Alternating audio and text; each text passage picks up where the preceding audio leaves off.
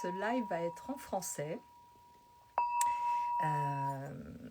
Nous allons avoir une discussion avec Valérie Dana, qui vit à Madrid, qui est une thérapeute en Ayurveda et qui m'a aidée dernièrement avec mes soucis d'yeux qui coulent et cette poussée d'histamine entre autres il y a quelque temps. Donc j'avais fait une vidéo et tout, et gentiment elle m'a envoyé un message en partageant certaines informations.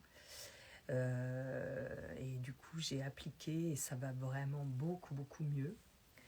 Je réalise aussi que j'avais fait une vidéo il y a environ 2 ou 3 semaines sur cette soudaine anxiété qui était venue et qui m'avait surprise avec la peur de la mort, et j'avais compris en fait que c'était la fin d'un cycle et que cette peur de la mort elle me faisait amorcer, prendre des décisions en fait, parce qu'en fait c'était pas la peur de la mort, c'était la peur que si je mourais, qu'est-ce qui allait se passer pour mes enfants qui étaient si loin et les mettre dans l'embarras. Donc en fait c'était ça qui me travaillait. Donc du coup j'ai pris quelques décisions et ça m'a complètement apaisée, mais je réalise, et ça je le sais très bien, mais souvent j'oublie, et puis je pense qu'on est un peu tous pareils, c'est que lorsque l'on a des émotions comme ça, c'est l'énergie en mouvement, hein, les émotions, ça change notre chimie intérieure aussi.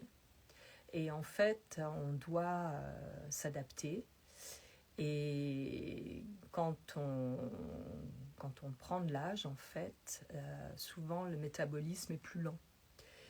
Et ça accompagne toujours, j'ai remarqué que ça accompagne toujours pour moi une prise de conscience de quelque chose qui était déjà là, mais que je ne pouvais pas évidemment appréhender ou voir, et qui fait sens quand c'est « Ah bah oui, bah c'est ça, c'est évident ». Et c'est ce qui s'est passé pour moi à la période de la ménopause. Donc nous allons parler avec Valérie de ménopause. C'est un topic, un sujet qui est très important pour nous les femmes, mais aussi pour les hommes, pour comprendre qu'est-ce qui se passe. Et les hommes ont l'andropause, c'est moins fort, mais ils ont aussi un changement en mi-vie. Et en fait, cette période, on va la vivre tous différemment, toutes différemment, mais en même temps, il y a quand même des points communs. Alors, l'Ayurveda, c'est un peu, je dirais, complexe. On ne peut pas dire, voilà, il faut faire ça, ça ou ça. C'est en fonction des types. Moi, j'ai fait 2 séances en Ayurveda en Inde. Une fois, c'était une semaine. J'étais invitée par ma sœur et en fait, ça m'avait donné envie d'y retourner. Et donc, je l'ai fait en 2024, donc il y a 2 ans. Pas dans des conditions... je venais juste de faire une chute et j'étais un peu fatiguée, plutôt faible même. Mais j'ai vraiment apprécié, et surtout, ça a été 3 semaines de changement total de mon alimentation, de plein de choses que j'ai complètement éliminées pendant absolument 3 semaines, parce que quand je m'engage dans quelque chose, je le fais à fond. Donc je n'ai pas dévié du tout de ce qui m'était prescrit par rapport à mon type en Ayurveda. Et en fait, c'était super. Je veux dire, c'était un peu fatigant, parce qu'il y a les massages qui sont assez intenses, quoi. Et puis il y a les remèdes à prendre, les plantes et tout ça, donc c'est un peu, des fois ça secoue, mais j'ai envie de renouveler l'expérience, j'ai vraiment aimé ça. En plus, ce qui était super, c'est que dans le centre là-bas, il y avait des livres, des gens qui étaient venus et qui avaient laissé leurs livres, donc de tous les pays du monde entier, c'était super. Donc j'ai lu un livre par jour. Et j'avais renoué avec la lecture, ce qui m'avait donné envie d'écrire. Donc voilà, donc ça aussi, c'est quelque chose, je pense on va en parler avec Valérie, c'est que depuis quelque temps, depuis ce petit bouleversement émotionnel, il y a quelques semaines, j'avais plus de désir. Moi, je suis quelqu'un qui est toujours très créative, avec plein de, comme on dit, le feu sacré, hein, avec plein d'idées, d'enthousiasme. Et là, pouf, tout était tombé. Et ça aussi, ça m'a vraiment surpris. Je dis, c'est pas vrai, qu'est-ce que c'est que ce truc-là? Je me reconnaissais pas, quoi. Et en fait, devoir rééquilibrer intérieur au niveau physiologique du corps par l'alimentation et certaines boissons et certaines façons de cuire et tout ça, et ben, bon, mais déjà, le grand bénéfice, c'est que mes yeux ne coulent plus du tout. Ça, c'était vraiment un gros problème. Ma vision était très basse il y a 2 ou 3 jours. Mais je pense qu'il faut aussi pas perdre de vue qu'il y a tout ce qui se passe au niveau planétaire, qui est vraiment très fort en ce moment. Et puis là, on va aussi vers des éruptions solaires très très fortes cet été. Donc tout ça, ça nous travaille évidemment. On fait partie de cette planète Terre. On est comme une cellule d'un grand corps et ben, on est bien obligé de suivre. Et en fait, là, le désir m'est revenu. Et avec plein d'idées, j'ai créé plein de choses. Je suis repartie, ça y est. Et en fait, ça a suivi le rééquilibre physiologique, le rééquilibre intérieur, donc qui connecte aussi avec le rééquilibre énergétique.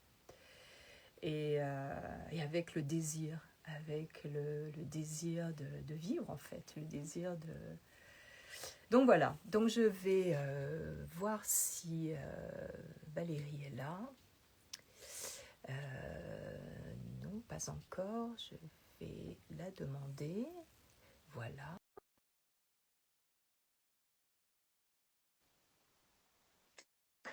Donc avec Madrid, nous avons... Ah, bah voilà Valérie. Bonjour, bonjour. Bonjour. Comment vas-tu? Bien, très bien. Je Ouais. viens d'écouter, ça me réjouit de savoir Oui, que merci. le désir est revenu et Oui, que le oui. premier jour en plus de l'été, donc c'est bien. Ah ben oui, c'est vrai, je suis à l'opposé, moi, c'est le solstice d'été. Et ça me fait penser que j'ai un ami qui est né la même année que moi, le 21 juin, je vais lui faire un petit coucou. Et en fait, moi, je suis née le 21 décembre. Donc, nous sommes sur la journée la plus longue de l'année. Ouais, Et, et moi, je suis née la nuit la plus longue de l'année. comme quoi. Et Descendre il dans les fait très profondeurs. chaud, je sais pas aux États-Unis ce qui se passe, Non, mais là en en Espagne il fait très Californie, chaud. c'est merveilleux. Là, il va faire, je crois aujourd'hui maximum 32, mais là, il fait bon, il fait 25, c'est Ah non, béni. nous on atteint les 40, c'est Oh là assez. là. Et c'est là que l'Ayurveda peut aider justement Ouais, à affronter les chaleurs, à affronter l'hiver, à affronter tout ce qui se passe dans la vie et ouais. selon les périodes de la vie. Donc je ne sais pas si tout le monde sait ce que c'est l'Ayurveda, parce que l'Ayurveda c'est en fait une médecine traditionnelle, holistique, indienne qui a plus de 5000 ans. Mhm. En aucun cas c'est une médecine alternative à la médecine occidentale. Elles cèdent l'une et l'autre parce Sûr. qu'en Inde, ils utilisent la médecine occidentale, la médecine allopathique quand c'est nécessaire, et la médecine ayurvédique, en fait, cherche, c'est ce qu'on appelle le rasayana, c'est à vieillir le mieux, le plus longtemps possible. C'est Mhm. ça, en fait. Ouais. Et c'est un accompagnement global du corps et de l'esprit. L'Ayurveda ne regarde pas, ne traite pas les symptômes, il cherche la cause. Et ça, c'est peut-être Mhm. la plus grande différence avec la médecine allopathique, qui en général écoute le symptôme et soigne le symptôme.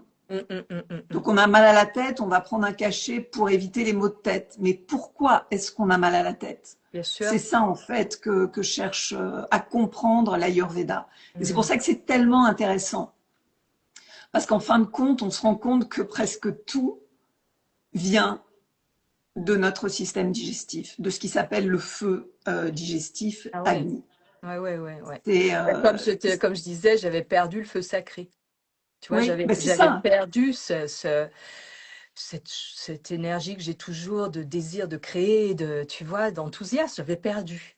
Et quand tu m'as contacté, ah, ça m'a fait, je dis, waouh, merci à l'univers, tu vois, merci.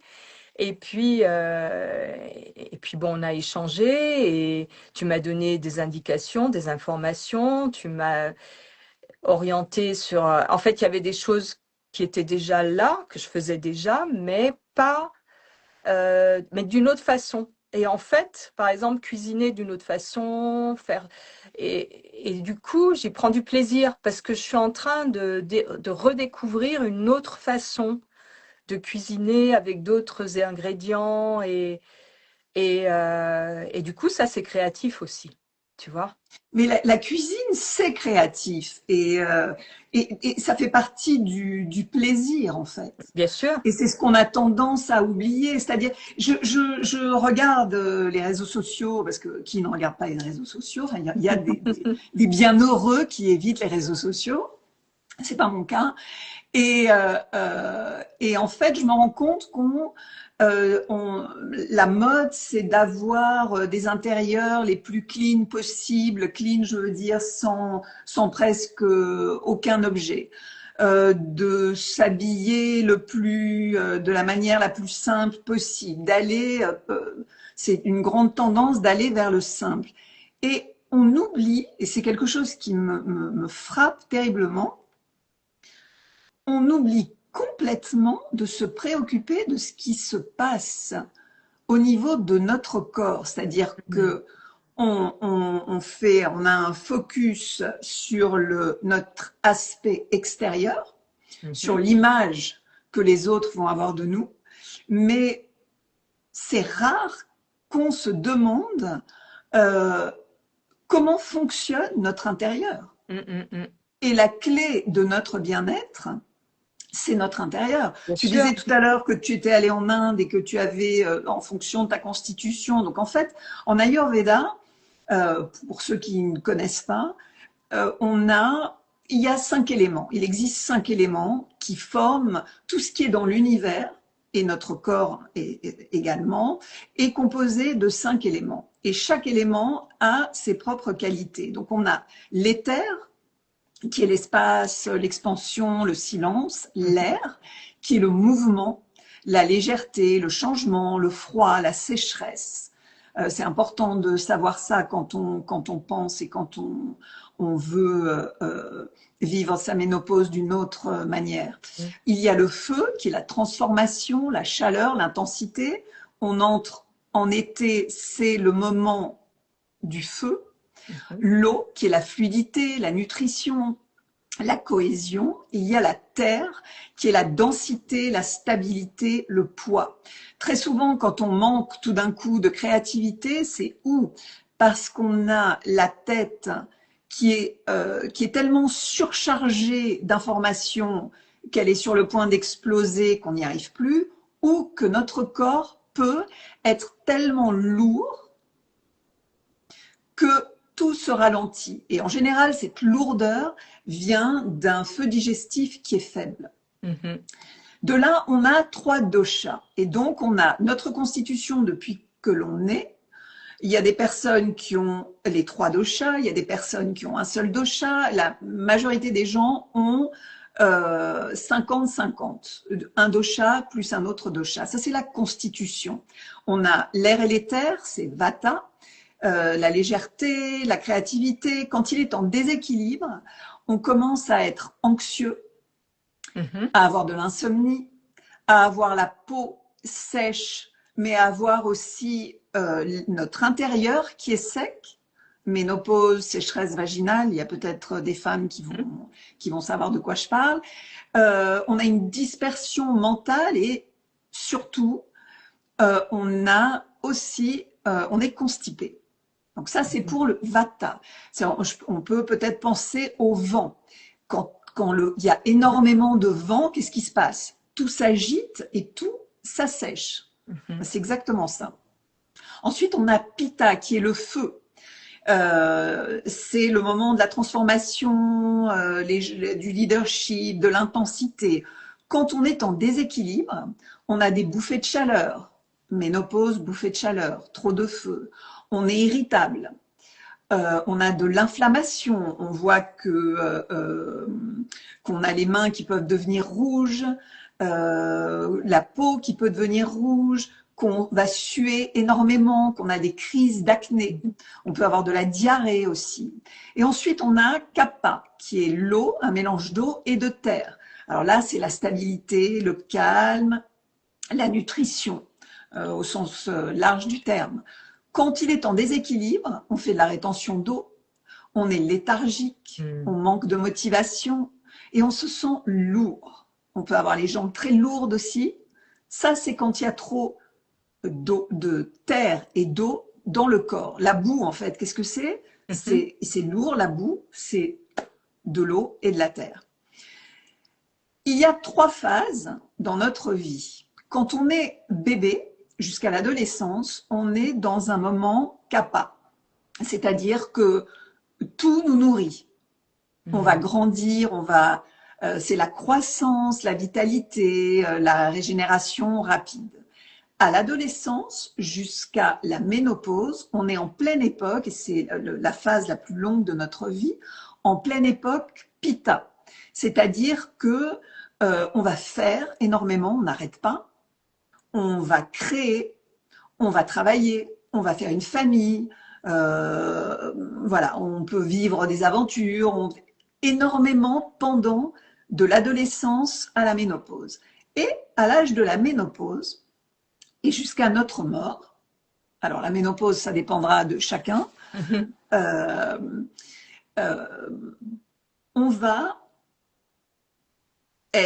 va être dominé par Vata, cette phase, et en général, on va se sentir plus sage. C'est une époque plus subtile, plus légère aussi, avec tout ce que ça peut comporter dans le corps. Et la ménopause, parce que je crois que depuis qu'on est petite, on entend le mot ménopause, on l'associe à un grand drame.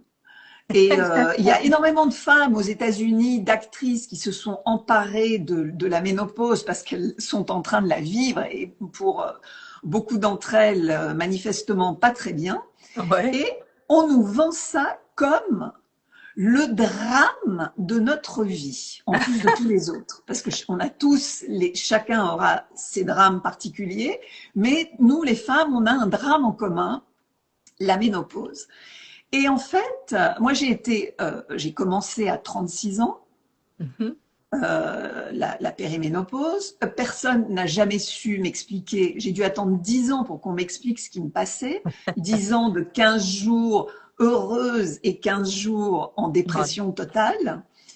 Et en fait, si j'avais eu les armes que j'ai maintenant, grâce à l'Ayurveda, mais j'aurais eu une ménopause tellement différente. Tellement différente. Parce que, justement, on nous apprend et on comprend que la ménopause n'est pas une maladie, que c'est pas un drame, c'est simplement une nouvelle étape. On a l'adolescence, on a notre vie de femme, et ensuite on arrive à la ménopause. Et en fait, c'est une chance. Il y a beaucoup de femmes qui ne sont plus là, qui ne peuvent pas vivre leur ménopause. Donc en fait, il faut voir ça comme une sagesse de notre corps et de notre esprit, parce que comme tu le disais très bien, tout est lié, pour arriver jusqu'à la fin de nos jours.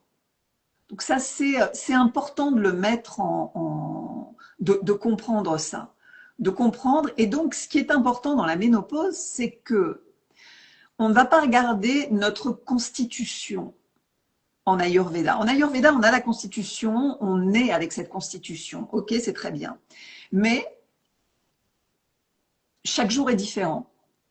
Et chaque jour, on a l'occasion de se déséquilibrer. Mhm. Et en fait, ce qu'on doit regarder, c'est nos déséquilibres. C'est pas notre constitution. Notre constitution de naissance, c'est quand tout est en équilibre. Et en fait, ce qui nous arrive au cours de notre vie, ce sont des déséquilibres. Mhm. Donc, qu'en sachant repérer les déséquilibres, on peut arriver à se rééquilibrer. Et c'est tout l'art de l'Ayurveda. Alors, je sais que c'est complexe, mais je sais aussi que, en général, les thérapeutes, en tout cas, c'est ce que je fais moi, j'explique tout ça de telle manière que la personne qui va être en contact avec moi va pouvoir reconnaître ces déséquilibres et va pouvoir gérer Bien toute sûr. seule ces déséquilibres. Mhm. Pas comme euh, le médicament anti-migraine et on va toujours dépendre du médecin chaque fois qu'on a un problème. Mhm. C'est la grande différence aussi avec la médecine allopathique, qui est fantastique, hein. Mais pour certaines choses qui ne sont pas graves, qui sont de tous les jours, qui sont notre bien-être, je pense que l'Ayurveda a vraiment plus de 5000 années d'avance sur la médecine allopathique, sans aucun doute. Sans aucun doute. Oui, puis en fait, il y a souvent, il suffit d'avoir un peu de bon sens aussi des fois. Moi, je me souviens, j'ai été ménopausée, je pensais jeune, mais toi, tu as encore été ménopausée plus jeune, préménopausée plus jeune que moi. Moi, ça a commencé vers 42, tu vois, à peu près. Ça a duré 10 ans. Mais comme moi, j'avais aussi je me suis toujours intéressée à la santé, au fonctionnement du corps et tout. J'avais suivi pas mal de cours quand j'étais à Paris avec un ostéopathe. Et lui, il m'avait dit, moi, j'ai jamais pris la ménopause comme un drame. Aussi, ça, c'est l'état d'esprit fait énormément. Tout à fait. Moi, je l'ai pris. Bon, je dis, oh, il y a des avantages. Bah, j'aurai plus de règles, ça va être génial. Je pourrai plus tomber enceinte, c'est super. Ça peut être complètement libéré. Et puis, quand j'ai commencé à avoir les symptômes, j'ai dit, OK, moi, j'avais pas de bouffée de chaleur, mais je transpirais la nuit à tremper mon lit. Mais vraiment, ça a duré presque 2 ans. Et je me mettais un jogging en coton pour absorber ma transpiration la nuit. Et je me disais, oh, mais c'est super, ça me clean, ma peau va être super, bien nettoyée. Je prenais tous les côtés positifs. Mm. Donc cet ostéo m'avait dit, c'était un ami, m'avait dit, écoute, il y a 2 choses que tu dois éviter. Et je l'ai fait, ça m'a vraiment aidé.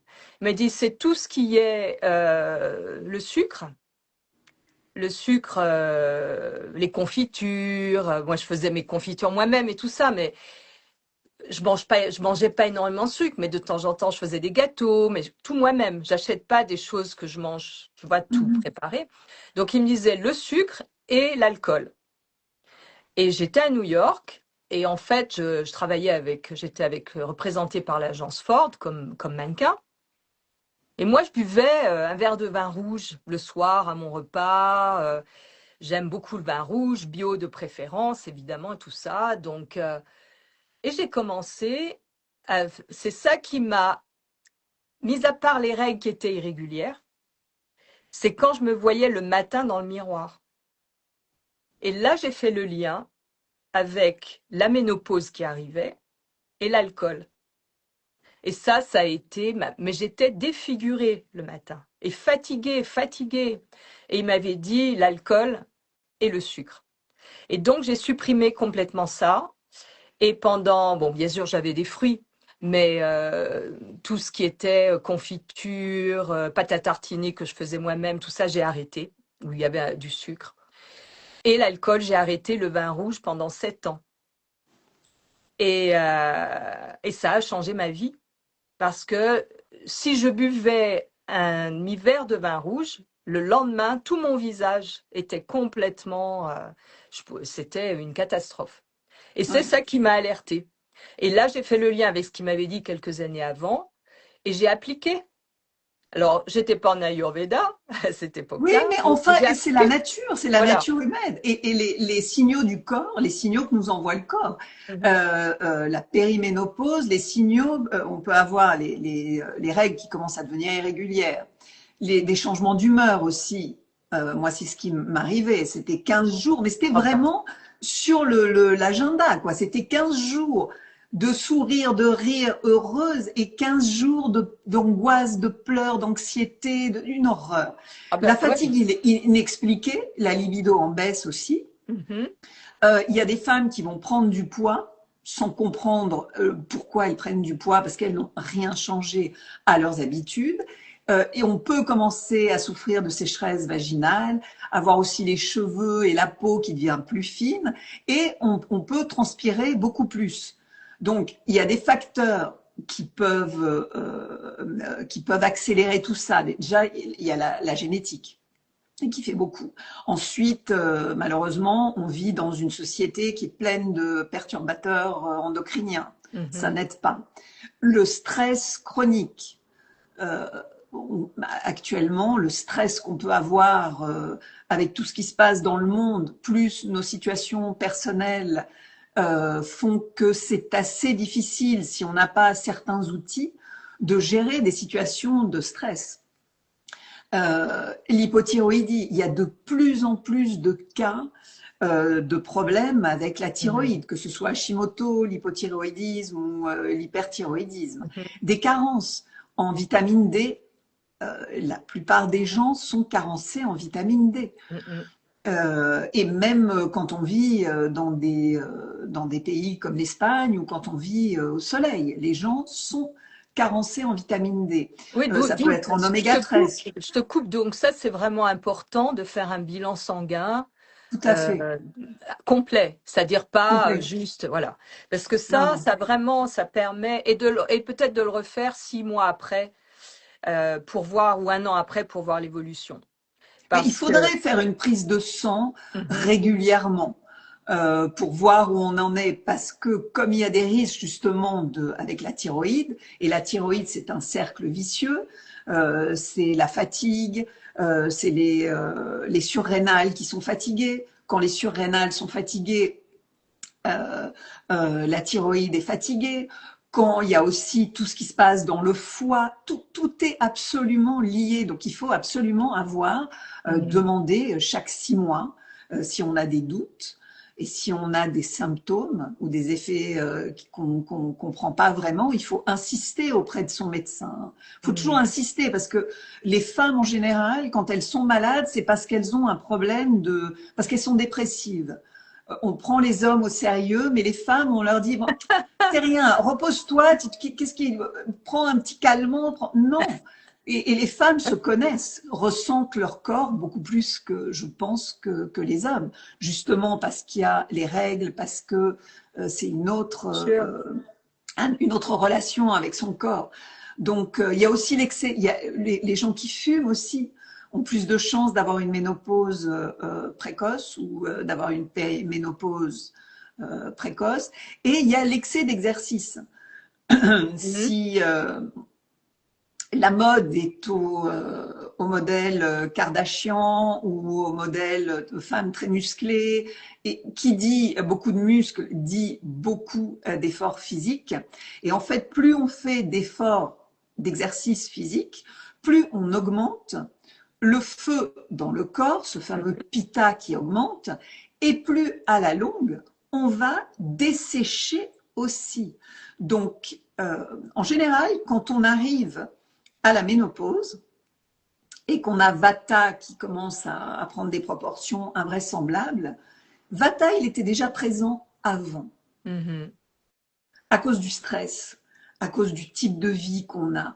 Donc en fait, pour vivre sa ménopause de manière plus euh, sereine, je vais dire, il faut se préoccuper davantage de notre fonctionnement pendant cette période Pitta, pendant cette période qui va de l'adolescence à la ménopause, je dirais, commencer vers 35 ans, à regarder ce qu'on fait. Alors c'est vrai qu'en général, il y a beaucoup de femmes qui ont des enfants, qui sont petits, qui c'est pas toujours évident, mais ce qu'on met dans notre assiette, en fin de compte, c'est notre choix. C'est notre choix d'acheter n'importe quoi, ou c'est notre choix d'acheter des fruits, des légumes, et de manger sainement. Ça ne concerne que nous.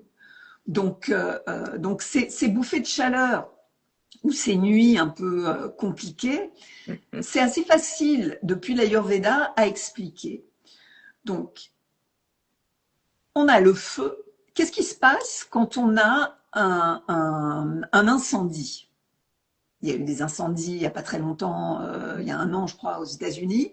Qu'est-ce qu'il y a eu? Il y a eu un incendie, mais en plus, il y avait du vent. D'accord? C'est clair. Quand il y a du vent, et le vent, on a vu que c'était Vata, quand il y a beaucoup de vent dans le corps, ce vent pousse le feu et déstabilise ce feu, déstabilise Pitta, le Pitta qu'on a dans le corps. Et qu'est-ce que fait Pitta? Au lieu de rester au niveau de notre système digestif, au niveau de l'Agni, et puisqu'il est dans cette partie, dans cette zone du corps, je ne sais pas si on le voit, il va sortir de sa zone de confort. Il va aller dans d'autres endroits du corps. Automatiquement, qu'est-ce qui se passe? On a Vata qui va transporter ce feu loin du siège, loin du système digestif, et on commence à avoir des suées invraisemblables de chaleur, des bouffées de chaleur, on commence à avoir plus d'inflammation, il y a des femmes qui commencent à avoir de l'acné à 40 ans quand elles n'en ont jamais eu. C'est ce qui m'est arrivé. Et donc, évidemment, il y a des moyens d'éviter ça. Il y a un moyen, j'imagine que tu connais la respiration Shitali. C'est une respiration de yoga. Quand il fait chaud, que ce soit quand on est des bouffées de chaleur ou quand il fait chaud, il faut prendre sa langue. Ah oui. Et là, exactement. Et inspirer par la bouche entre 4 et 6 secondes et ensuite expirer par le nez. Alors, dès qu'on fait ça, on baisse la température du corps. Donc, en pleine crise de bouffée de chaleur, la nuit par exemple, au lieu de prendre un grand verre d'eau froid qui va nous détruire, parce que ça, eh bien, on fait cette respiration. Et c'est, en Espagne, on dit mano de santos, mais c'est vraiment, ça aide vraiment, c'est assez extraordinaire. Et c'est tout simple à faire, quoi. Ensuite, alors il y a les bouffées de chaleur, il y a l'insomnie. On a vu que Vata gouvernait notre système nerveux. Quand il est déséquilibré, le mental ne s'arrête plus. Les personnes qui ont tout le temps quelque chose dans la tête, qui n'arrêtent pas, que ce soit pendant la journée ou pendant la nuit, ont un déséquilibre de Vata. Donc, ce sont des signes indicateurs, en fait. Si on prend le temps, 2 secondes, de faire une photo et de voir ce qui nous arrive, on peut assez facilement comprendre ce qui nous arrive. Bah oui, parce que quand on a l'habitude aussi d'être en contact avec soi-même, comme moi il y a 3 semaines, je me suis dit, mais qu'est-ce qui m'arrive là? J'ai une angoisse de la mort. Donc, ça me surprend. Donc, je m'interroge, je me dis, mais parce que c'est comme si je m'observe avoir cette angoisse de la mort. Je me dis, mais pourtant, j'ai pas peur de la mort, je comprends pas, c'est une peur inconsciente. Et puis, en fait, en laissant le processus se faire, sans être complètement obsédée dans ma tête, j'ai posé le truc, j'ai dit, bah oui, je reconnais, j'ai angoisse de la mort. Surprenant. Pourquoi? Ça laisse poser. En fait, je suis plus là-dedans parce que je l'ai identifié. Et là, il y a d'autres choses qui viennent. Puis après, ah mais non, c'est pas l'angoisse de la mort. C'est l'angoisse que si tu meurs, dans quelle situation tu vas mettre tes enfants qui sont aussi loin? En fait, c'était ça qui me travaillait. Et quand j'ai identifié ça, comme par hasard, bon, l'univers développe des choses, j'étais en contact avec mon fils et tout, hop, ça a été réglé, on a trouvé une solution. Ça veut pas dire que je vais pas mourir demain, hein, avec tout mon Non, non, bazar, mais c'est voilà. Mais en fait, en fait, c'était parce que quelque part, il y avait un besoin de poser des choses. D'avoir posé ces choses, ça a apaisé, c'est fini, il n'y a plus d'angoisse, il n'y a plus rien. Mais c'est comme si cette angoisse de la mort, en fait, c'était ce qui était nécessaire pour que je fasse des prises de conscience pour pouvoir agir et mettre en place des choses. oui, c'est fondamental parce que Voilà. le déséquilibre n'est pas seulement physique, il est émotionnel aussi. Et quand on n'ose pas regarder ce qui se passe dans notre vie et qu'on n'ose pas mettre des mots à ce qui se passe dans notre vie, Mhm. on garde. Et qu'est-ce qu'on digère? On digère ce qu'on mange, mais on digère aussi les émotions. Bien sûr. Donc le fait de mettre des mots sur ce qui nous arrive et de faire sortir ça permet de pouvoir digérer tout ce qui va nous arriver beaucoup mieux. Et c'est absolument fondamental de ne Mhm. jamais mettre de côté la partie émotionnelle de ce qui nous arrive. Parce qu'en fait, notre feu digestif ne digère pas uniquement ce qu'on mange, il digère nos émotions aussi. Et Bien quand on est sûr. très mal, en général, on n'a pas faim. Enfin, il y a deux équipes là. Il y a l'équipe qui n'a pas faim, il y a l'équipe Ceux qui mangent tout le temps. qui Ouais, compense. ouais, ouais. Je ne dirais pas dans laquelle je suis, mais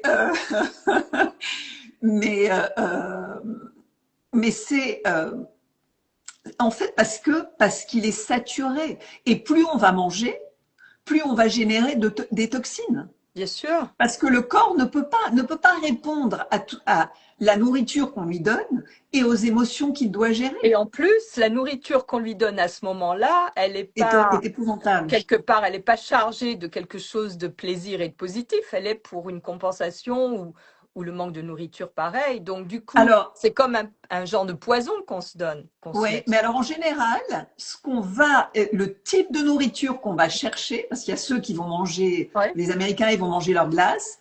Il y en a d'autres qui vont manger leur jamón ibérico. Il y en a, chacun va avoir va chercher la nourriture.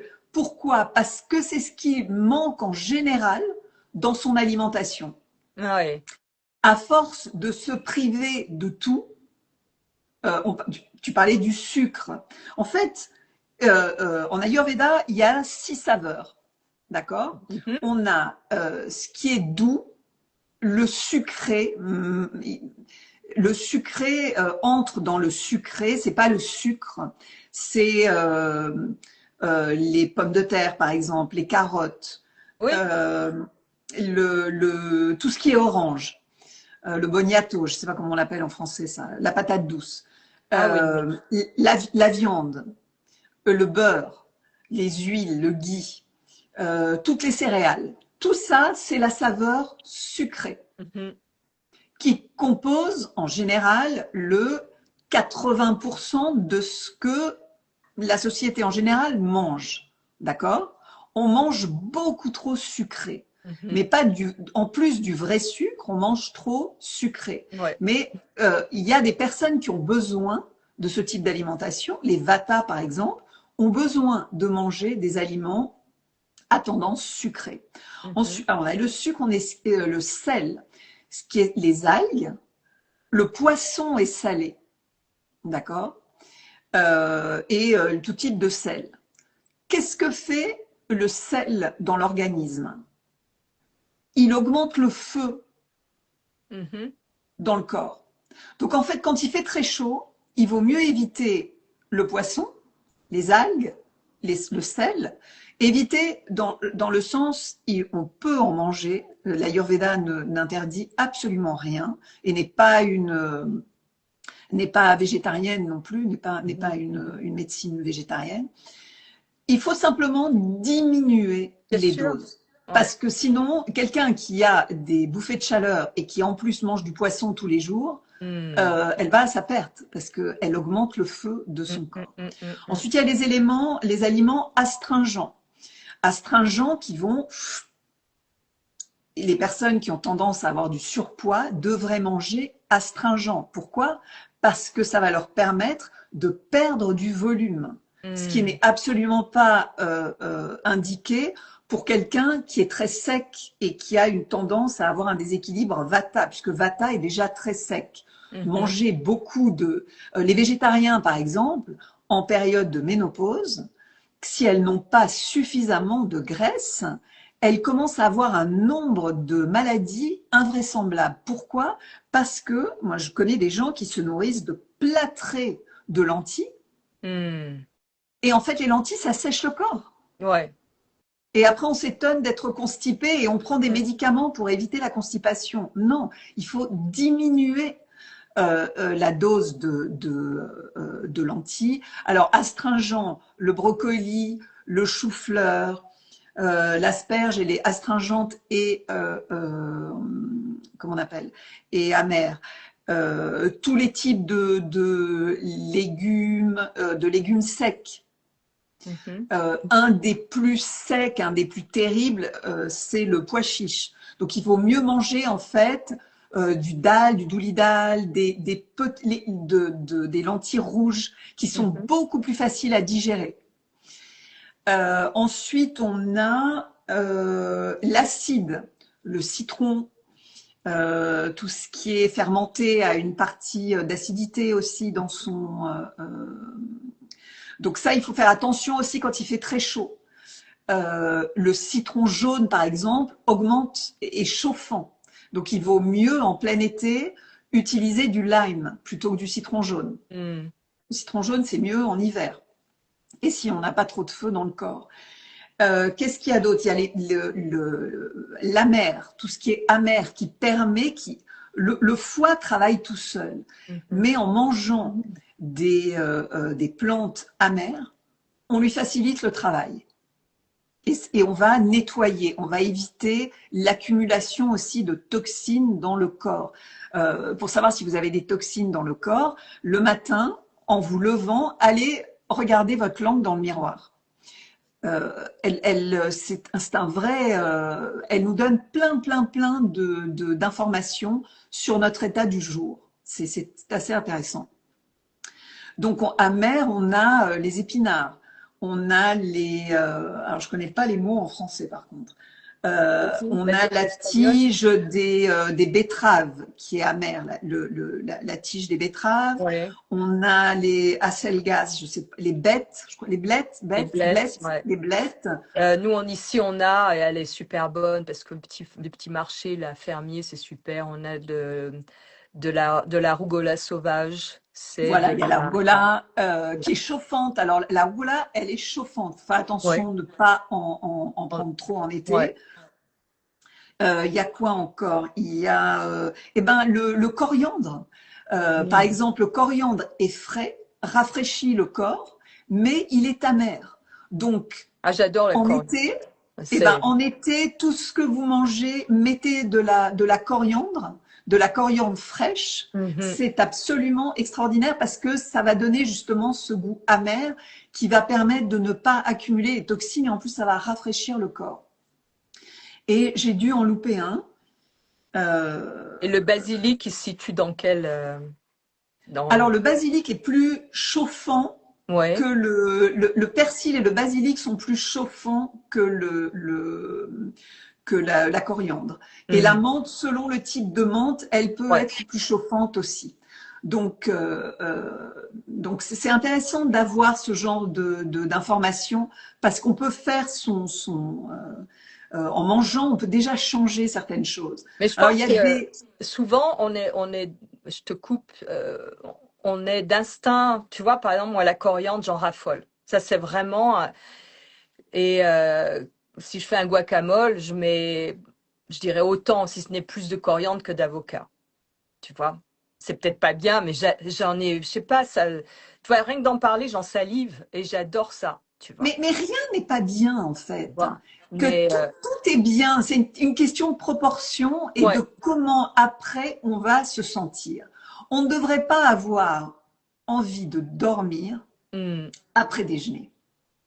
Si on a envie de dormir après déjeuner, ouais. cela signifie que ce qu'on a mangé ne nous convient pas, ne nous convient pas ce jour-là. Moi, avant d'arriver à l'Ayurveda, mais en fait, je suis arrivée à l'Ayurveda Oui, je voulais parce que savoir comment tu es arrivé à parce ça. que je dirige une revue en Espagne, une revue féminine pour patientes de cancer, pour personnes qui ont un cancer. C'est en fait la petite sœur de Rose Magazine qui existe en France. Y a des gens qui te suivent et qui sont français Mhm. certainement le connaissent. Et donc, toutes les interviews que j'ai faites à toutes sortes de femmes de n'importe quel âge, elles m'ont toutes dit la même chose. Mais moi, je mange super équilibré, je mange bio, je mange parfaitement, je ne comprends pas ce qui m'arrive. Alors bien sûr qu'il y a d'autres facteurs, mais cette histoire de manger bien et qu'on ait des problèmes de santé, c'est quelque chose qui m'a interpellée Mhm. parce que c'était mon cas. Mhm. Et donc j'ai cherché. Moi, je mangeais super bien sur le papier. C'est-à-dire que je mangeais bio, j'ai dû faire en plus de ça tous les régimes de la terre, mais je mangeais super équilibré et des salades à profusion et des je sais pas quoi, et j'avais toujours le ventre comme si j'étais enceinte de 10 ans. Mhm. Euh, et donc je suis allée voir un thérapeute ayurvédique qui m'a pas vraiment tout bien expliqué, mais qui m'a fait comprendre une chose. Et puis j'avais froid tout le temps. Mhm. Et ça, c'est quelque chose que je me rends compte, les personnes qui me contactent euh, euh, ont très souvent froid. Il y a plein de femmes qui ont tout le temps froid, même quand il fait chaud. Et, et en fait, il m'a expliqué, oui, tu manges super bien, mais ce que tu manges ne te convient pas. En fait, je Mhm. mangeais les salades, il faut oublier. Mhm. À part si on a vraiment une capacité digestive absolument invraisemblable, il faut oublier de manger des salades. Pourquoi? C'est très simple. De manger des salades, de manger des glaces à tout bout de champ. On peut manger de temps en temps une glace et rien se passer. Sûr. Mais à tout bout de champ, de boire de l'eau avec des glaçons ou la bière super froide. Pourquoi? Ben, c'est tout simple. Ah, dedans, c'est chaud, hein. Mais exactement, notre corps a une température, Bien d'accord? sûr. Notre feu digestif, qu'est-ce qui se passe si Bah, on ça, ne bien sûr. donne pas Ouais. à manger à notre feu correctement, à un Mhm. feu dans une cheminée? Eh ben, il s'éteint. Ou alors il fait juste de la fumée et ça pue, on voit rien, et en fait on n'a pas nourri le feu. Eh ben en Mhm. fait ce feu, on l'a là. Bien sûr. Quand on boit du glacé, quand on boit un café avec, ici c'est la grande mode de boire du café en Espagne, café con hielo, du café avec des glaçons. Mhm. Donc, je peux comprendre, c'est délicieux, mais tout ce que vous avez mangé avant et tout ce que vous allez manger après vont devenir des toxines. Pourquoi? Parce que vous n'allez pas pouvoir brûler ce que vous avez mangé. Bien Ce qui sûr. veut dire qu'on ne peut pas. Euh, oui, dites-le, il y aura des subtitles. On demande des sous-titres. Non, puis ça Euh, sera sur euh, YouTube, hein, comme d'habitude. Ouais. on ne, tout ce qu'on ne peut pas assimiler et absorber ne va pas nous nourrir. Il faut plus de 35 jours.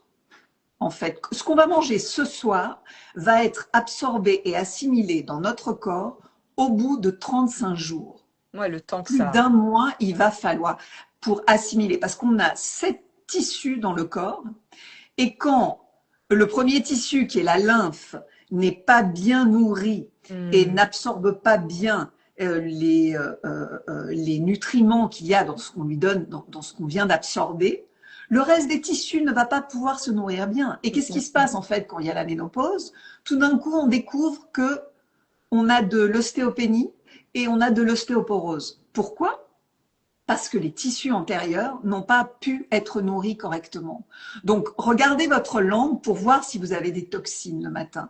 Et si vous avez des toxines, il faut trouver le moyen de faire fonctionner le feu digestif d'une autre manière.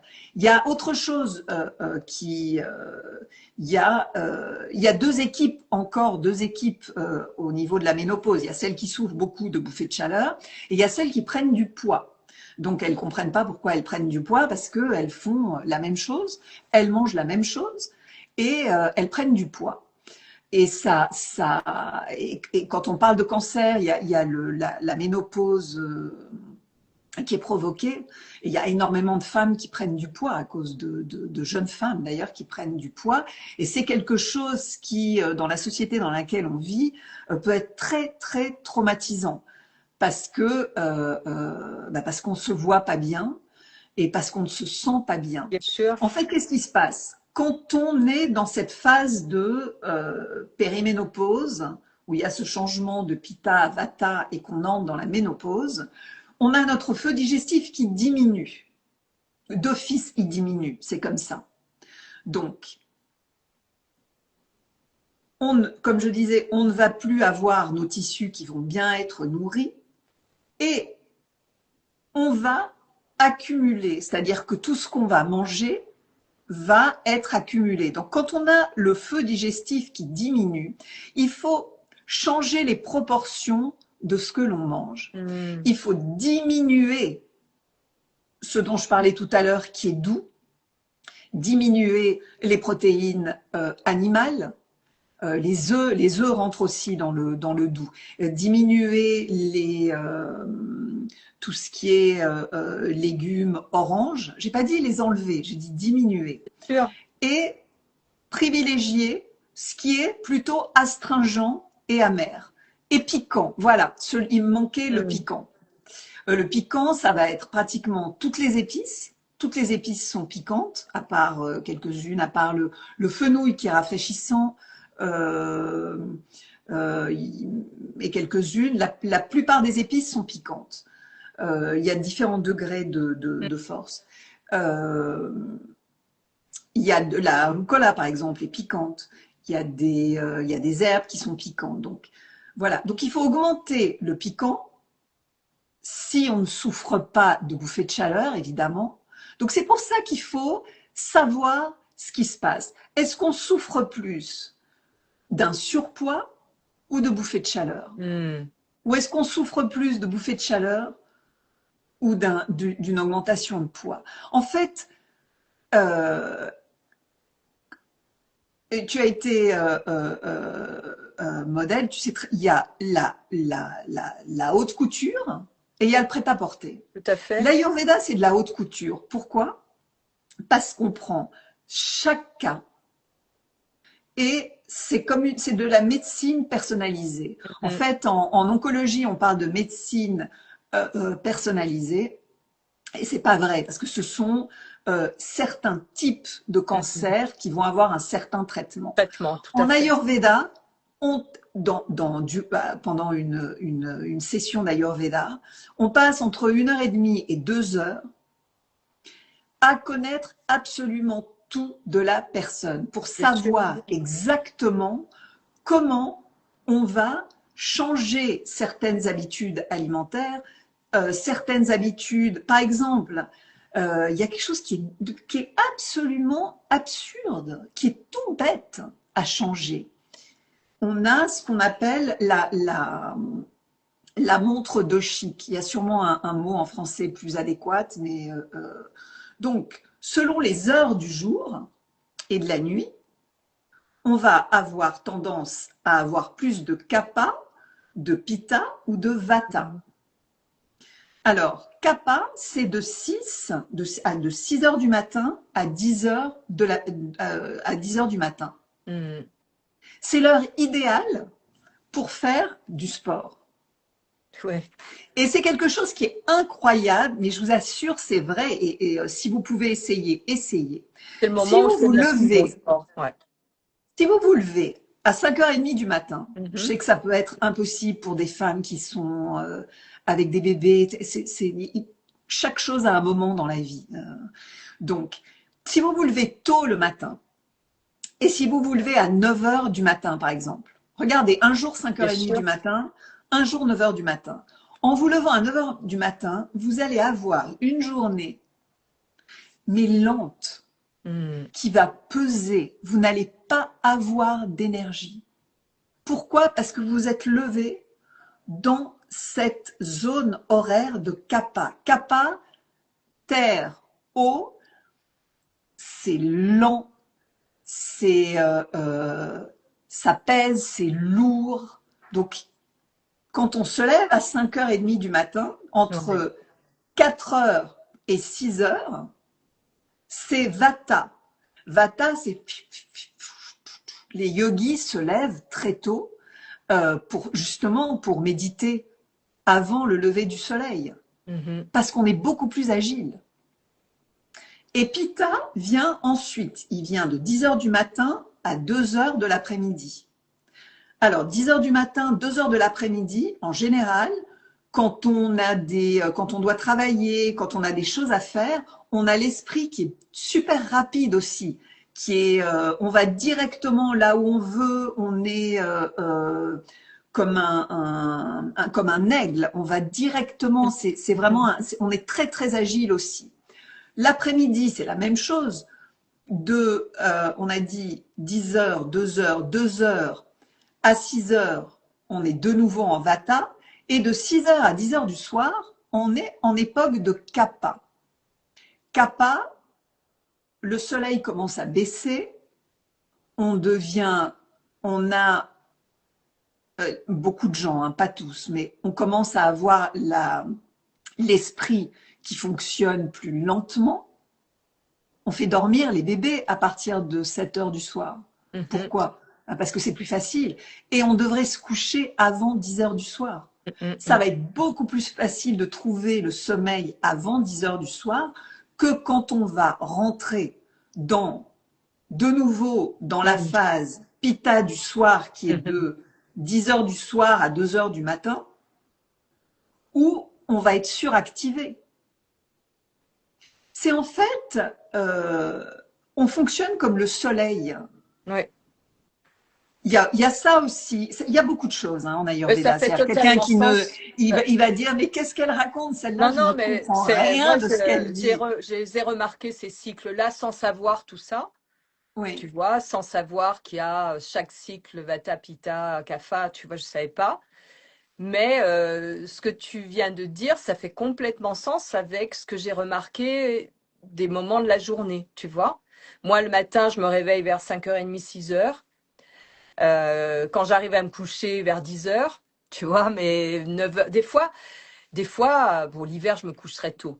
Mais des fois, je me couche, il est minuit, 1h, et j'ai du mal à la trouver le sommeil. chronobiologie. Voilà, c'est la chronobiologie. Merci, c'est ça le mot en français. Et en fait, j'ai dit, ah ben oui, parce que je suis dans je savais pas que ça correspondait à des phases en Ayurveda, tu vois. Et ça fait complètement sens. Et moi, j'adore faire mon exercice le matin. Je fais là donc dehors, tu vois, entre 6h30 et 9h. C'est vraiment le moment où je préfère. Et si je le fais pas là, je suis pas bien. C'est presque tu vois. Et le soir, c'est plutôt, en fin de journée, c'est plutôt aller marcher. Tu vois, c'est comme si il y a ces cycles comme ça dans la journée où et après avoir fait l'exercice, ce que tu dis de 10h à 2h, de 10h du matin à 2h, c'est là où je vais travailler, répondre à mes emails, passer mes commandes ou faire. Tu vois, c'est vraiment le moment où je fais ce travail-là. Ouais. C'est hyper il y a intéressant. le feu digestif aussi qui fonctionne comme le soleil. Le matin, en fait, le soleil commence à sortir. Notre feu digestif est assez faible. D'accord?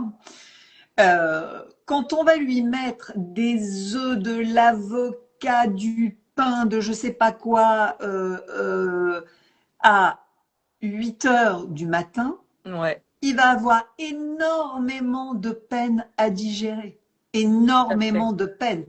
À part des personnes qui ont un feu digestif Pitta qui est très très fort. Mais c'est pas la majorité des gens. Donc, il y a des gens qui mangent ça et qui prennent à côté de la cannelle qui saupoudre plein de cannelle dans leur café, qui est parce que ça fait travailler mon métabolisme. Ok, ça fait travailler ton métabolisme, c'est vrai. Ça augmente la température de ton corps, c'est vrai aussi. Il faut faire très attention à la cannelle en grande quantité, en Mhm. particulier en été. Mais le problème, c'est que si on surcharge le corps et qu'à côté de ça, on met quelque chose pour brûler ce qu'on a mangé, on résout rien parce que Bien le sûr. corps ne peut pas digérer, donc va accumuler. Il faudrait en fait manger, et c'est pour ça que le repas de midi est, en tout cas au niveau de la philosophie ayurvédique, le plus important. C'est parce que le soleil est à son zénith. Donc c'est, Mhm. selon les pays, entre 11h30 du matin, 11h, 11h30.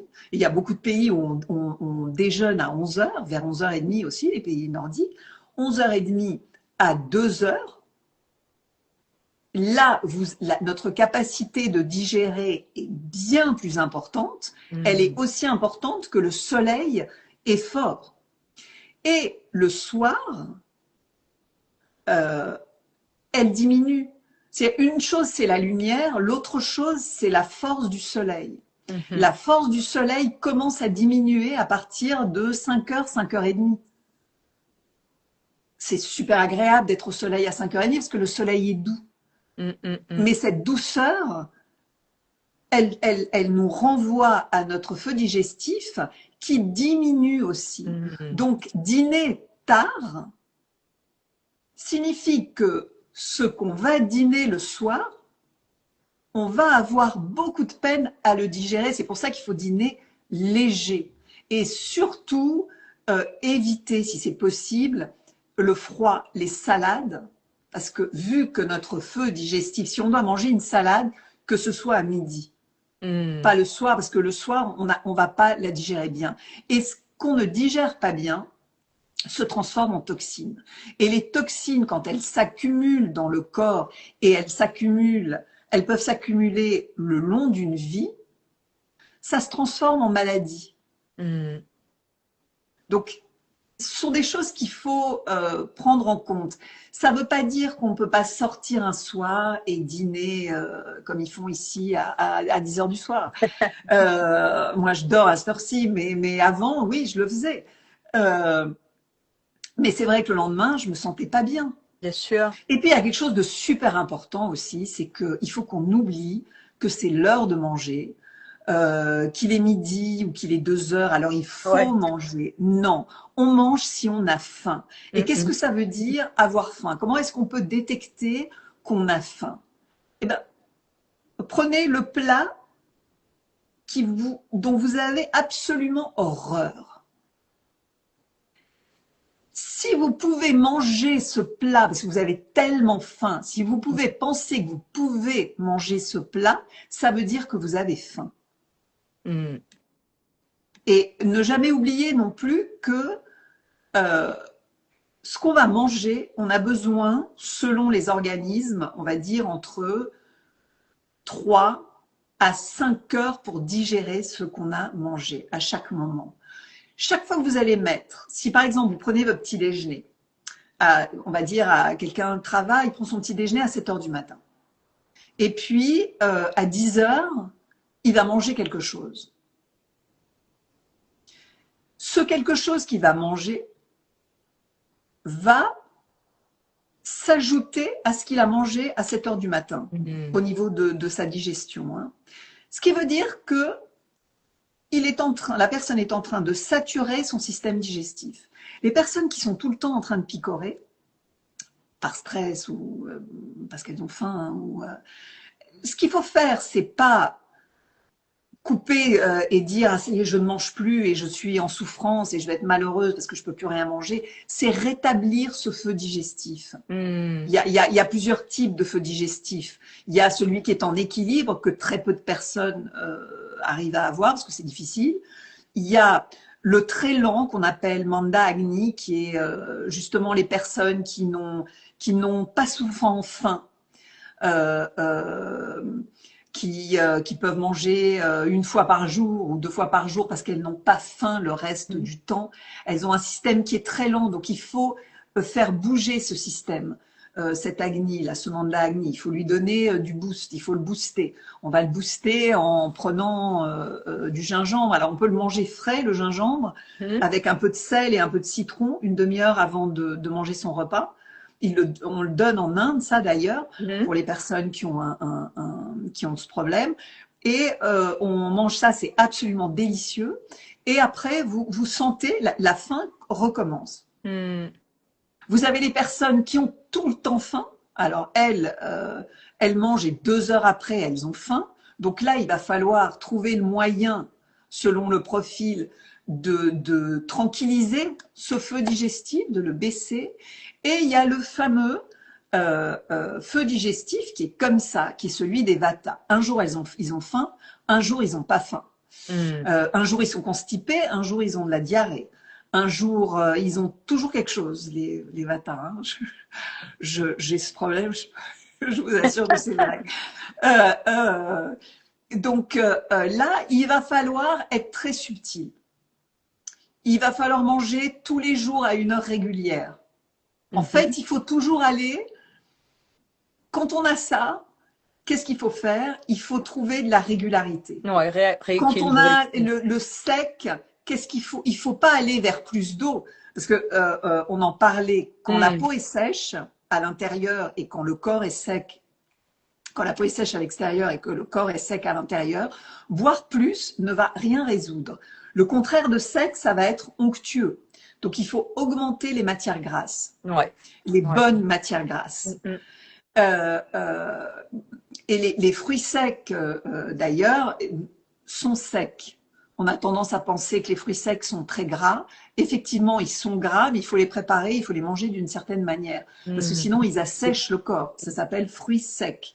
Ça Mhm. est pour quelque chose. Donc, quelqu'un qui a tendance à être euh, euh, très déshydraté, il faut faire tremper les fruits secs avant. Il faut faire tremper les lentilles. Quelqu'un qui sent que son corps tire à l'intérieur, il faut toujours faire tout tremper avant. Le riz, les lentilles, il vaut mieux pendant 24 heures au minimum. Ça va vous D'accord. permettre, ça réhydrate Par contre, quelqu'un qui est en surpoids, il faut surtout pas rajouter de l'eau. C'est ce que je vous disais avec la cuisine à vapeur. La cuisine à vapeur, elle est extraordinaire, mais pas forcément quand on est en surpoids. Mhm. Pourquoi? Parce que on va donner à l'aliment, on va générer dans l'aliment encore plus d'eau. Il vaut mieux cuisiner au four Mhm.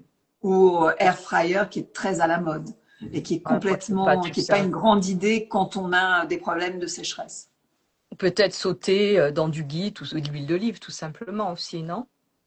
Oui, mais il vaut mieux assécher. Alors, il vaut mieux le mettre de la matière grasse, mais mettre au four quand il y a Ouais, un problème de surpoids, hein, pour pouvoir assécher les tissus tout à fait. qui, parce qu'on les nourrit, on va nourrir ces tissus. Donc, il Mhm. faut arriver à les nourrir de telle manière qu'elles ne génèrent pas plus de tissus. Ouais, ouais, ouais. Donc, Ouais. c'est complexe, mais c'est passionnant et surtout, il y a des résultats très rapidement. Les résultats, ils Mhm. se voient très très rapidement. C'est c'est comme une course, c'est un marathon, c'est long, c'est-à-dire c'est pas, ça, tous les problèmes ne se résolvent pas en 5 minutes, mais on ressent un bien-être très rapidement. Et Mhm. puis, pendant la ménopause, il y a des herbes aussi qui sont fantastiques. Alors, il faut faire très. Je vais pas donner de nom. Je pourrais en donner, mais je trouve que c'est pas un service que je vais rendre parce qu'en fait, ça dépend du profil de la personne. Il y a par exemple l'ashwagandha qui est très à la mode et qu'on Mhm. conseille à tout le monde et qu'on trouve même en supermarché ici. Ouais. L'ashwagandha peut être fantastique, mais si vous avez un déséquilibre et vous avez trop de feu, d'inflammation, d'acné dans le corps, l'ashwagandha augmente ce feu. Donc Mhm. il faut vraiment faire, il faut faire très attention. Mais l'Ayurveda a un système de plantes. Elle a plus de plantes, la pharmacopée d'herbes, je ne sais pas comment on dit en français, les herbes médicinales ayurvédiques sont plus importantes que celles de la médecine allopathique.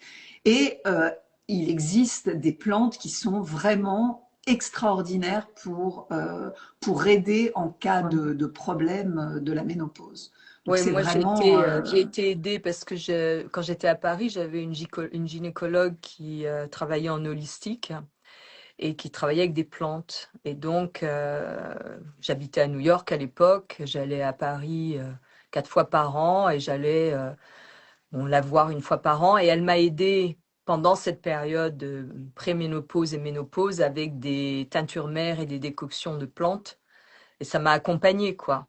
Mais des fois, bon, j'en ai parlé dans quelques vidéos et ça me dit, ah, c'était quoi les plantes? Ben, déjà, j'en sais plus rien. Et puis en plus, chaque cas est particulier. On peut Mais c'est pas ça. C'est ça, dire, c'est ça. il faut prendre Et telle tu plante. le dis très souvent, en fait. Bien sûr. On a tous comment on appelle ça, les Weyas, ce qu'on a au bout des doigts qui est différent sur chaque être humain. Les empreintes digitales. Les empreintes digitales qui sont différentes. Pourquoi? On est tous Bien sûr. différents. Bien sûr. Donc, il faut vraiment prendre le soin de s'écouter et chercher la personne qui va vous convenir. C'est-à-dire, moi, il y a des personnes qui peuvent...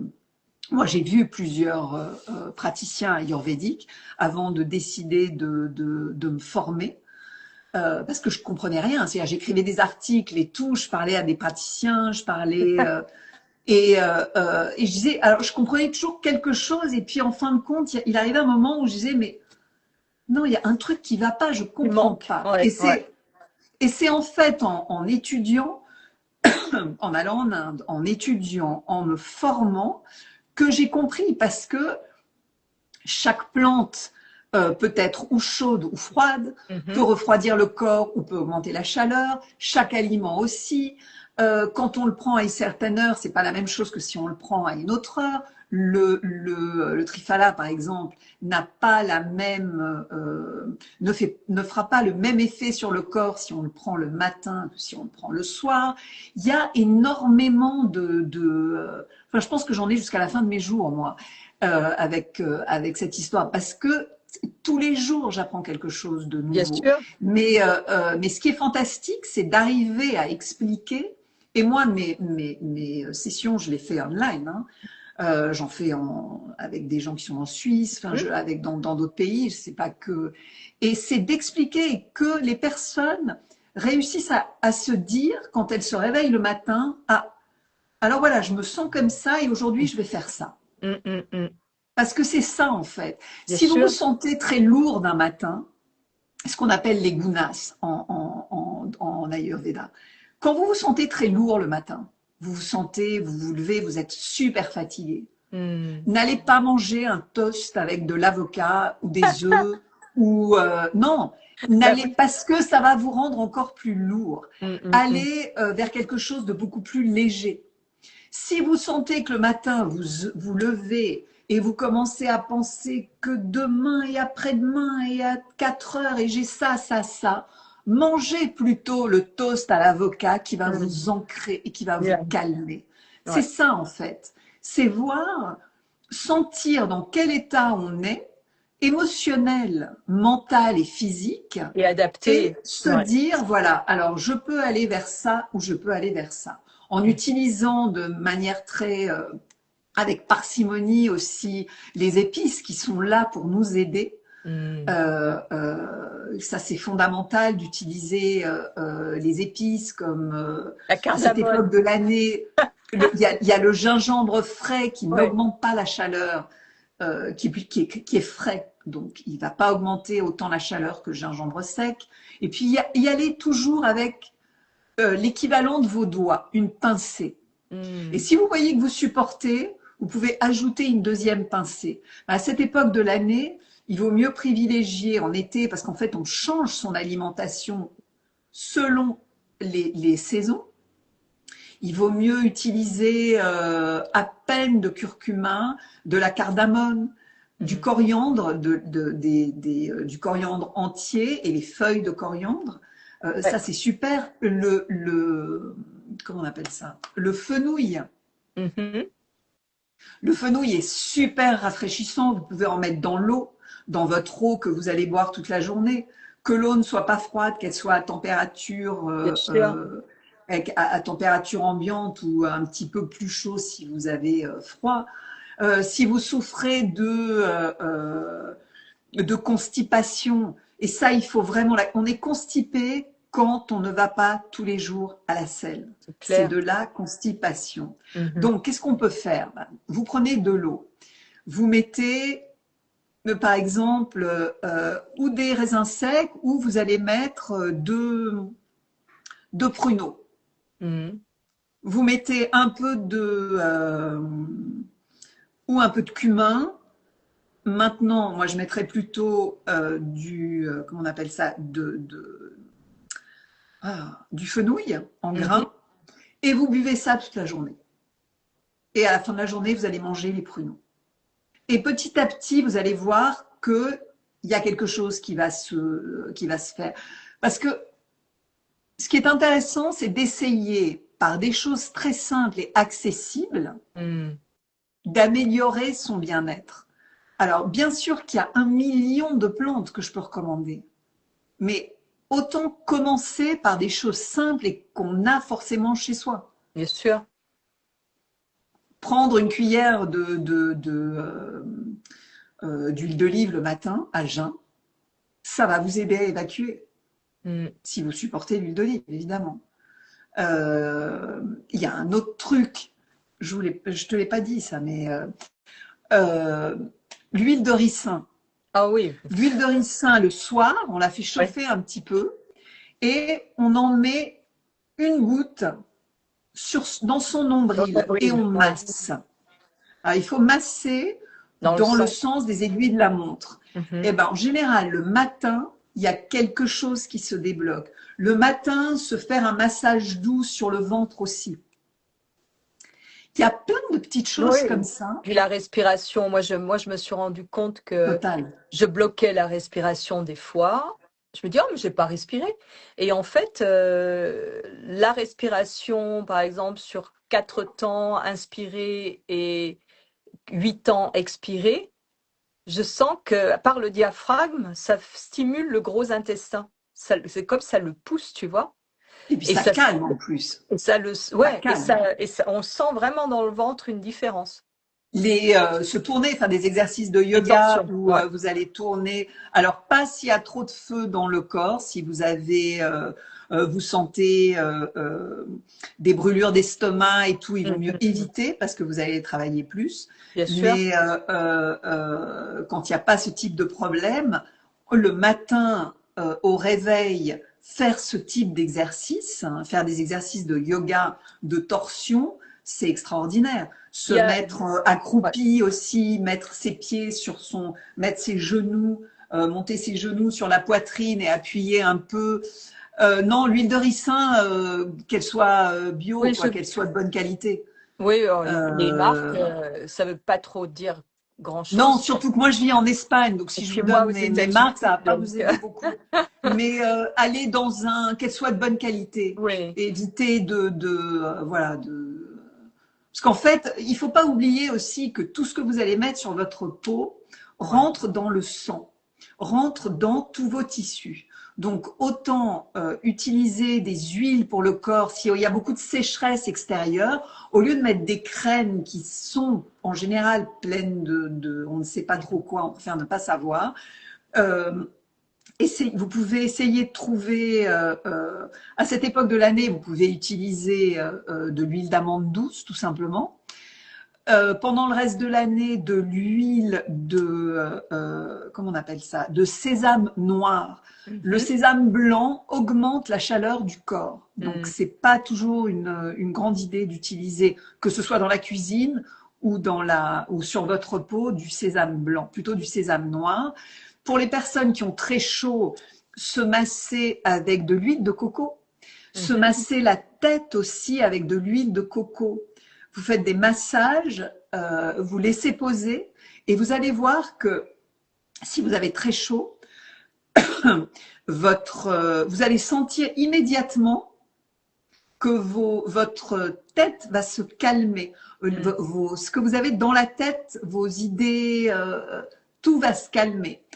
Boire de l'eau de coco, mélanger avec une pincée de sel de l'Himalaya, de l'eau en été. Si vous avez très chaud aussi, prendre du jus d'aloe vera. L'aloe vera, c'est absolument extraordinaire pour calmer les brûlures d'estomac, pour calmer la chaleur qui se trouve dans comment on dit ça en français, le tracto digestivo, Le tube digestif. Le tube digestif. Et ça, c'est des choses toutes simples qui sont à portée de la main, c'est-à-dire qu'on peut commencer demain. Après, les gens qui veulent, qui ont un problème plus important ou qui veulent vraiment voir d'autres choses, peuvent consulter n'importe quel thérapeute. Mais il y a des choses qui sont toutes simples qu'on peut faire. Bien sûr. Pour se sentir mieux.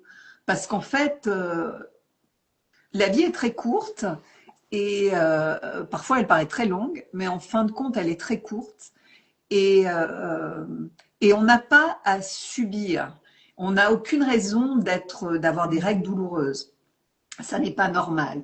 D'avoir de l'acné, ça n'est pas normal. De gonfler chaque fois qu'on mange n'importe quoi, ça n'est pas normal. D'être angoissé tout le temps, ça n'est pas normal.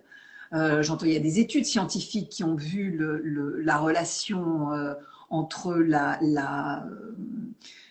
microbiote et la dépression. Tout ce qui est SIBO, tout ça, c'est c'est un problème d'agni. Et ça, les médecins ayurvédiques, on les retrouve dans les textes anciens. Il y a plus de 5000 ans, ils l'avaient découvert. Je ne sais pas comment, ne me demandez pas, mais en fait, c'est ça. Donc, il y a des moyens de se sentir mieux. Et le fait de vieillir, ça n'est pas et d'être ménopausée, ça n'est pas la fin de notre vie. Au contraire, c'est ce que tu disais. Oui, il n'y a plus de règles. Alors, je peux comprendre que ce soit difficile quand c'est une ménopause qui est obligée. En ce qui concerne des femmes qui n'ont pas eu d'enfants et c'est un deuil à vivre, c'est évident que c'est difficile à vivre, mais pour la grande majorité des femmes, c'est quand même une liberté. Et ça ne doit pas être ce qu'on nous vend, c'est-à-dire ça ne doit pas être ah ça y est, j'ai plus mes règles, ça va être un drame maintenant ce qui m'attend. Il y a plein d'idées reçues, tu vois, il y a par exemple sur le désir, tu vois, le plaisir au niveau sexuel et tout. Quand il y a du désir, il n'y a pas vraiment de problème de sécheresse et tout. Le truc, c'est d'être quand on est dans la vie, quoi, quand on est vivant, ça fonctionne. C'est pas et cette idée reçue qu'il y a qu'après tout ça, c'est fini et tout, c'est quelque chose qui les gens après fonctionnent avec ça et ils sautent comme s'ils s'auto-programment dans ce truc-là. Parce qu'il se relie sur une idée reçue, alors que non. Et c'est... moi, je trouve que c'est moi, mes 50 ans, parce que j'étais ménopausée, je te dis autour de 40 et quelques, j'ai fait une fausse couche à 45 ans, justement parce que j'étais en préménopause. Une fausse couche de 3 mois, ça a été très, très douloureux physiquement et émotionnellement. Et en fait, quand je vivais à New York, j'avais rencontré cette femme qui faisait du Reiki, mais aussi de l'acupuncture, et qui m'avait dit, tu sais, elle avait 10 ans de plus que moi, elle m'avait dit, tu sais, j'étais tellement fatiguée avec ces idées de la mort, parce que j'ai compris que les idées de la mort, comme j'avais travaillé en symbolisme pendant des années à Paris et en Belgique, donc j'avais compris que cette idée de la mort, cette angoisse de la mort, c'était la fin d'un cycle. Et c'était ça se traduisait par la mort. Et quand j'ai compris ça, ça m'avait vraiment soulagée. Et en fait, elle m'avait dit, tu sais, tu te sens fatiguée, t'as pas d'énergie. Elle avait 10 ans de plus que moi. Elle m'a dit, tu vas voir, ça va revenir. Et en fait, je pense souvent à elle et à Jeannette parce qu'elle m'avait vraiment aidée, quoi. Elle m'avait accompagnée, elle m'avait vraiment aidée. Parce qu'en fait, il y avait peu de gens à cette époque-là qui parlaient de ménopause et de comment le vivre et comment, comme tu dis, ça a été comme si c'était une catastrophe, tu vois. Et maintenant, on en parle beaucoup, et Oui, malheureusement, c'est parce il y a tout le côté marketing, des suppléments qu'on vend et bien sûr. dont on n'a pas vraiment besoin, il faut le Mhm. dire aussi. Et il y a tout un côté marketing. Il y a plein de boîtes qui se frottent les mains parce que la ménopause est à la mode. Bien sûr. Je sais pas si c'est à la mode, mais c'est inévitable dans la vie d'une femme. Et puis on a du côté de chez Patou qui a eu sa ménopause à 39 ans. Bienvenue au club. Et, euh, euh, et, euh, et en fait, on se sert encore une fois de quelque chose qui arrive aux femmes pour gagner de l'argent au lieu de les aider en leur expliquant comment ça fonctionne, Bien quoi. sûr. Et en nous faisant peur, le jeu, c'est de nous faire peur à tous les niveaux. Oui. Donc, la ménopause, c'est une horreur, ça nous fait peur, donc il faut qu'on prenne des hormones. Moi, j'ai jamais pris Voilà. d'hormones. Qu'il faut qu'on prenne ceci, qu'il faut qu'on prenne cela, parce que sinon, on va grossir, on va nous arriver ceci, cela, on sera plus désirable. Mais déjà, on ne se sent plus désirable. Donc, comment est-ce qu'on pourrait être désirable pour quelqu'un d'autre et tout ça? Et en fait, euh, euh, il faut sortir de ce cercle vicieux Ouais. parce que C'est c'est vrai que c'est pas, ça peut être difficile. Moi, ça n'a pas été facile pendant 10 ans, j'ai morflé, mais parce que je n'avais aucune information non plus, puisque bien même sûr. les médecins ne savaient pas ce que j'avais, parce que j'étais trop jeune. Euh, mais je vois maintenant Par qu'il y a quand rapport à même, il ça, y a des choses super simples. par rapport à ça, je te coupe. Est-ce que tu as eu tes règles jeunes? Est-ce que c'est en lien, une ménopause jeune avec Je avoir... crois, oui, oui, Moi, je les ai eus à 10 ans et demi, donc tu vois, ça faisait c'est sens que très ça jeune. arrive assez tôt, tu vois. Oui, oui, moi je crois que je les ai eus vers 11-12 ans. Ouais, alors Je me peut-être rappelle que pas le vraiment. fait d'avoir... Mais je crois qu'il y a un lien entre. Ouais, Donc en fait, il faut. La sexualité ne s'arrête pas, la séduction ne s'arrête pas, et puis enfin, tout ça, ça dépend de nous, de la manière que l'on a de se regarder. ouais. Si on se regarde avec tendresse dans le miroir, Hmm. si on se donne de la tendresse et se mettre de l'huile sur le corps et de se faire des massages, c'est se donner de la tendresse. Prendre soin de soi, c'est se donner de la tendresse. Faire des exercices de respiration, il y a le Nadi Shodhana qui est tout simple pour faire baisser le stress. C'est aussi de se donner de la tendresse. Et ben, on peut vivre tout d'une manière différente. Et puis, il faut aller vers là où on donne des informations, où on aide la femme, Hmm.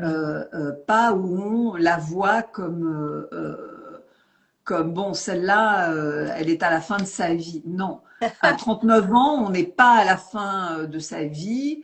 À 40 ans, on n'est pas à la fin de sa vie. À 50 ans non plus. À 60 ans non plus.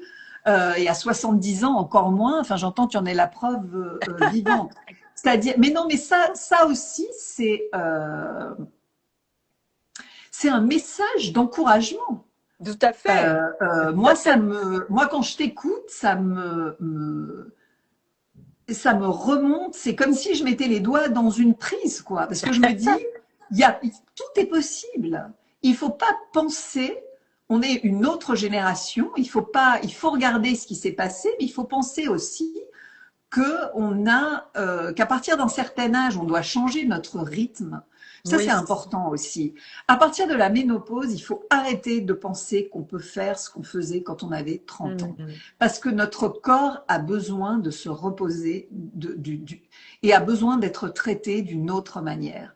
Quelqu'un de 30 ans qui va faire du sport, qui va suer, qui peut passer 2 heures à faire de la gym, Mhm. à 50 ans faire la même chose, c'est signer un pacte avec plus de toxines dans le corps, avec plus de fatigue et L'inflammation. avec Ouais, une vieillesse qui va être accélérée. Donc l'idée, c'est de vieillir bien. Et ouais. vieillir, c'est une chance. Quand je vois toutes les personnes qui sont plus là pour en témoigner, Mhm. vieillir, c'est vraiment une chance. Donc on devrait profiter de cette chance qui nous est donnée et la Protéger vivre notre, ouais, le mieux proté- possible. protéger notre capital et en fait, moi, la ménopause, elle m'a vraiment appris à, parce que j'étais comme ça, quelqu'un dans le feu du Sagittaire, tu vois, toujours à bouger, à courir. Alors, je fais du jogging, de la planche à voile et de ceci et de cela. Ça m'a posé. Ça m'a, c'est vraiment la pause de milieu de vie, tu vois. C'est vraiment, et ça m'a vraiment permis d'apprécier la lenteur, tu vois. J'ai découvert quelque chose être plus dans la contemplation, être juste là, tu vois. Mes repas, je les prends juste en regardant dehors, calmement, pas de musique, rien en bruit de fond, pas d'écran, rien. Et là, mais c'est béni, quoi. Et j'ai Mais envie que c'est ça dure longtemps, exactement ce qu'il faut tu faire. vois. C'est exactement ce qu'il faut faire. Moi, j'ai fait euh, j'ai fait exactement le contraire. Moi, à 49 ans, et j'étais déjà ménopausée depuis un certain temps, Ouais. j'ai lancé mon journal et j'ai fait plein d'activités et j'ai fait tout ce que j'avais pas fait avant. Je l'ai fait à partir de 49 ans.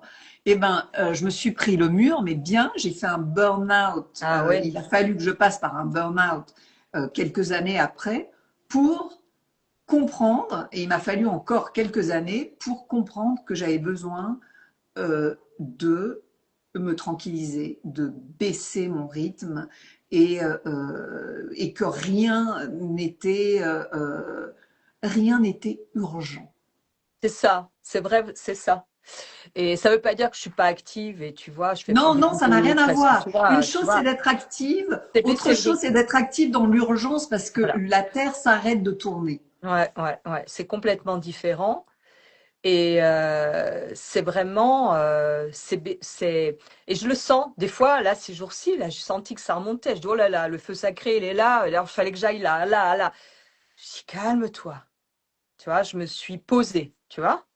Parce que je sentais que je partais dans un truc comme ça. Je dis, bah, dis donc, Valérie, ça booste là les indications qu'elle m'a données. Wouh, tu vois, Mais parce que c'est très simple. Quand il y a trop de kappa, on va booster Agni pour qu'il y ait moins de ça. Après, il faut retrouver l'équilibre pour ne pas, ouais, et comme il y a un problème de Vata, il faut s'occuper de Vata. Une fois que c'est pour ça que c'est tellement important de réagir dès qu'on commence à sentir qu'il y a un déséquilibre. Parce ouais, que ouais. en 3 jours, le déséquilibre, il peut être résolu. Ah, Mais ce qui est complètement. beaucoup plus profond, ça va mettre beaucoup plus de temps à se résoudre, Mm, si mm. ça se résout un jour. Il y a une chose, c'est de se sentir mieux, et autre chose que la base, parce que c'est quand même des choses que souvent on traîne depuis des décennies, et ça peut pas se résoudre Bien avec sûr. un coup de baguette magique. Mais quand il y a quelque chose, on sent que, ouf, aujourd'hui, alors je me sens comme ça, c'est quand il fait froid, on met un manteau. Ben, c'est Mm, mm, mm. exactement la même chose, Bien c'est-à-dire sûr. c'est euh, prendre en compte ce qui nous arrive et juste changer une petite chose qui peut nous permettre de nous sentir mieux. Mm, mm, mm, mm. Bon, bah, super. Bah, écoute, je pense que c'était très riche en informations. Peut-être Et, trop. et Donc, les gens qui peuvent te contacter directement, faire des séances en visio, c'est super ça, pour avoir Oui, des oui, je séances. fais des séances en visio parce que Ah je me rends ouais, compte qu'il y a euh, que c'est beaucoup plus pratique justement à cause du rythme de vie de plein de gens. Qui n'ont pas forcément le temps de perdre 1 heure dans les bien embouteillages. sûr. Et Donc, puis, une personne qui est chez elle, seule devant son ordinateur, va pouvoir aussi parler d'elle plus tranquillement. Et moi, j'ai besoin aussi d'entendre, de savoir ce qui se passe au niveau émotionnel, bien parce que sûr, la partie émotionnelle a un impact énorme bien sûr. sur notre vie. Donc, c'est pour ça que je trouve que c'est beaucoup plus pratique. Et, euh, euh, et puis, ça me permet de le faire dans différents pays aussi. Bien sûr.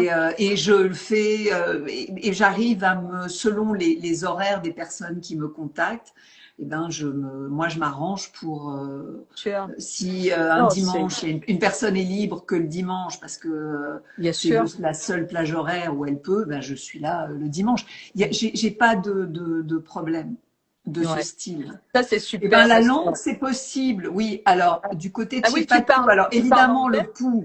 le pouls, c'est pas possible, mais la langue, je demande toujours une photo de la langue et des analyses, si c'est possible, des analyses de sang avant recevoir les analyses de sang avant la session.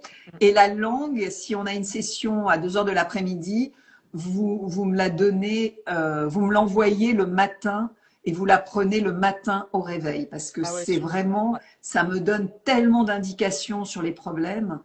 Moi, c'est Valérie. Et Valérie, tu Euh, parles plusieurs langues. oui, Donc, tu parles espagnol, bien sûr, oui. et J'ai jamais anglais. fait en anglais, j'ai pas fait de session en anglais, mais il y a que le premier pas qui coûte. Je pense que je devrais pas, puisqu'en fait tout ce Oui. que je lis, tout ce que je fais, c'est en anglais. Euh, euh, mais euh, euh, mais c'est ça quoi. Donc Bon, bah, super. c'est l'avantage de. C'est vrai que j'essaye d'éviter les réseaux sociaux. Enfin, j'essaye d'expliquer des choses assez claires sur mon compte et que les réseaux sociaux. Mais il y a les réseaux sociaux qui peuvent être asphyxiants et puis il y a les outils qui nous permettent d'être en contact Bien sûr. à travers Non, le mais monde et qu'il faut utiliser. voilà, on vit une époque vraiment formidable où on a cette capacité d'utiliser cet outil, tu vois, et Oui, tout dépend, l'outil n'est pas mauvais en lui-même, mais tout dépend de nous, comment on l'utilise et ce qu'on en fait. c'est ça le problème. Et c'est formidable. Moi, je trouve que c'est vraiment merveilleux de pouvoir être en contact comme ça les uns avec les autres et de pouvoir s'accompagner, s'entraider, tu vois, Oui, et partager notre expérience. Et puis, ça peut faire écho dans d'autres et puis donner quelques petites pistes. Et puis, ah ben oui, ah ben c'est étrange. Moi aussi, j'ai vécu ça. Je n'avais pas réalisé que j'avais vécu ça. Tu vois, des trucs qui font des petites choses qui font que l'état d'esprit change. Et puis, par voie de résonance. C'est pour ça que je pense que tes séances en visio, c'est vraiment chouette parce que par voie de résonance, tu peux entendre, sentir en fait au-delà des mots.